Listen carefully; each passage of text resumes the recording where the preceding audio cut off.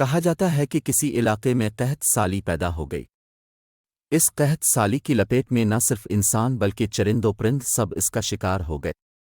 مویشی مالکان بے حد پریشان تھے۔ اس دوران ایک مسجد کے مولوی نے جمعہ کے خطبے میں نہایت یقین کے ساتھ یہ بات بتائی کہ اللہ کا نام لے کر یعنی بسم اللہ پڑھ کر دریا کو حکم دیا جائے تو وہ بھی نافرمانی نہیں کرتا۔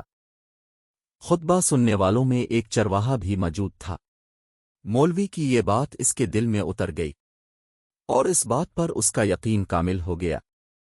اس نے واپس آ کر اپنی بکریاں کھولیں اور سیدھا دریا پر چلا گیا۔ اونچی آواز سے بسم اللہ الرحمن الرحیم پڑھا اور دریا کو کہا وہ اپنی بکریاں چروانے کے لیے دوسرے پار جانا چاہتا ہے، اور اسے کہا کہ مجھے اپنے اوپر سے گزرنے دے۔ یہ کہہ کر اس نے اپنی بکریوں کو لیا اور دریا پر چلتا ہوا دریا پار کر گیا۔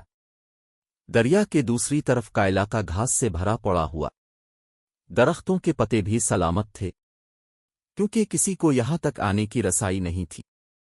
اس نے خوب اچھی طرح اپنی بکریوں کو سیر کروایا اور واپس لوٹ آیا۔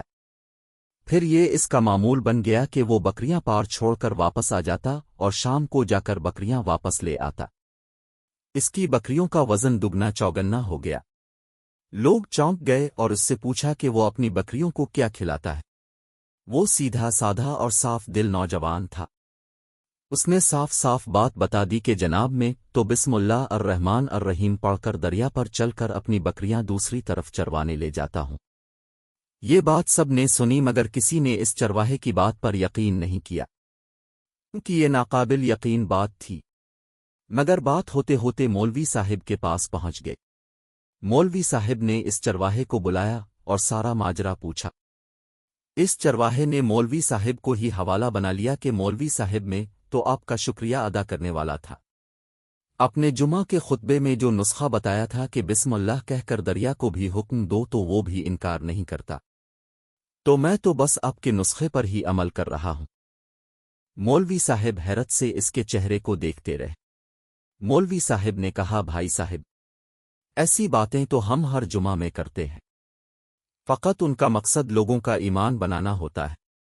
مگر بکریوں والا ڈٹا رہا کہ میں تو بس بسم اللہ کہہ کر پانی پر چلتا ہوں اور بکریوں سمیت پانی پار چلا جاتا ہوں۔ آخر کار مولوی صاحب نے صبح خود یہ تجربہ کرنے کی ٹھانی، جسے دیکھنے چرواہے سمیت پورا علاقہ بھی آ گیا۔ مجمع زیادہ تھا۔ مولوی صاحب نے ایک دو بار سوچا کہ انکار کر دوں کہ کہیں ڈوب نہ جاؤں، مگر وہ جو مولوی صاحب کو کندھے پر اٹھا کر لائے تھے اب بھی جوش و خروش سے اللہ اکبر کے نعرے لگا رہے تھے اور مولوی صاحب کے حق میں تعریفیں کر رہے تھے۔ آخر کار مولوی صاحب نے اپنے ڈر کو دور کرنے کے لیے ایک رسہ منگوایا۔ پہلے اسے ایک درخت کے ساتھ باندھا، پھر اپنی کمر کے ساتھ باندھا، پھر ڈرتے ڈرتے ڈھیلا ڈھالا بسم اللہ پڑھا اور دریا پر چلنا شروع ہو گئے۔ مگر پہلا پاؤں ہی رکھا تھا کہ پانی میں گر گئے۔ مولوی صاحب ڈوبکیاں کھانے لگے اور پانی کے بہاؤ میں بہنا شروع ہو گئے۔ لوگوں نے کھینچ کھینچ کر باہر نکالا۔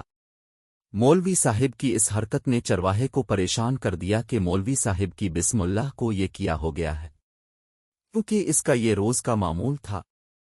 اس کے اپنے یقین میں کوئی فرق نہ آیا۔ اس نے بسم اللہ کہہ کر بکریوں کو پانی کی طرف اشارہ کیا اور خود ان کے پیچھے چلتا ہوا پار چھوڑ کر واپس بھی آ گیا۔ لوگ اسے ولی اللہ سمجھ رہے تھے اور اس کے حق میں نعرے لگا رہے تھے، مگر وہ سب سے بے نیاز سیدھا سادہ انسان تھا۔ وہ مولوی صاحب کے پاس پہنچا اور کہا، مولوی صاحب میں آپ کی بسم اللہ کی تعریف سے کافی پریشان تھا، مگر پانی پر چلتے ہوئے مجھے آپ کی بسم اللہ کی بیماری کا پتہ چل گیا۔ اس چرواہے نے درخت سے بندھی رسی کی طرف اشارہ کیا اور کہا، مولوی صاحب یہ ہے آپ کی بسم اللہ کی بیماری، آپ کی بسم اللہ کی برکت کو یہ رسہ کھا گیا۔ آپ کو اللہ اور بسم اللہ سے زیادہ اس رسے پر بھروسہ تھا، لہذا اللہ نے بھی آپ کو رسی کے حوالے کر دیا۔ پھر کہنے لگا، مولوی صاحب آپ بھی کمال کرتے ہو، میں نے آپ کے منہ سے سنا اور یقین کر لیا اور میرے اللہ نے میرے یقین کی لاج رکھ لی، مگر اپنے اللہ کا کلام سنا مگر یقین نہیں کیا، لہذا آپ کو اللہ نے رسوا کر دیا۔ محترم عزیز دوستو، یہی کچھ ہمارا حال ہے۔ ہماری نمازوں اور دعاؤں کا حال بھی یقین سے خالی ہے۔